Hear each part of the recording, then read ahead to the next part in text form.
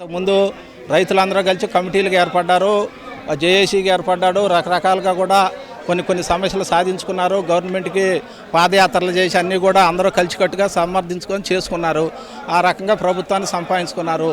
ఇవాళ ఇవన్నీ కూడా సమస్యలు ఉంటుంటే ఈ రైతుల్లోనే అందరిలోనే ఒక 5గురినో 10 మందినో మంచి పవర్ఫుల్గా వేసి ఒక కమిషనర్ ఆఫీసులో సిఆర్డీ కమిషనర్ ఆఫీసులో మంచి ఈ 5గురికి 10 మందికి మంచి పవర్స్ ఇచ్చి రైతులందరం వెళ్ళి అక్కడ చెప్పుకుంటాం. ఇప్పుడు ఏదైనా సమస్య వచ్చినప్పుడు గవర్నమెంట్కి రిటైర్డ్ జడ్జిని కనుక ఎట్లా వేసి వాళ్ళ ద్వారా దాన్ని సాల్వ్ చేసుకుంటున్నారు. అదేవిధంగా మా రైతుల్లో కొంతమంది నాయకుల్ని మేము ఎన్నుకుంటాము. వాళ్ళ ద్వారా పైన కమిషనర్ దగ్గర కూడా పవర్ఫుల్గా ఉండేటట్టు అధికారాలు కూడా ఉండేటట్టు ఉంటే సమస్యలు సాల్వ్ అవుతాయండి. ఈ సమస్యలన్నిటిని కూడా ఒక యాక్సెస్ సిఆర్డీఏ వాళ్ళతో ఏర్పాటు చేసుకొని ప్రతి గ్రామం నుంచి 2-3 సమన్వయకర్తలను తీసుకుని ఒక కమిటీగా ఏర్పాటయ్యి సిఆర్డీఏతో అమరావతి పనులతో పాటు గ్రామం సొంత పనులు కూడా స్పీడప్ అయ్యేటువంటి ఉద్దేశంతో ఒక కమిటీగా ఏర్పడేటటువంటి ప్రయత్నం చేస్తూ ఉన్నాం. అమరావతి పనులు శీఘ్రంగా ఎందుకు జరగాలంటే గతంలో జరిగినట్టు రాజకీయ పార్టీలు మారినప్పుడల్లా అమరావతిని మళ్ళీ డిమాలిష్ చేస్తాం,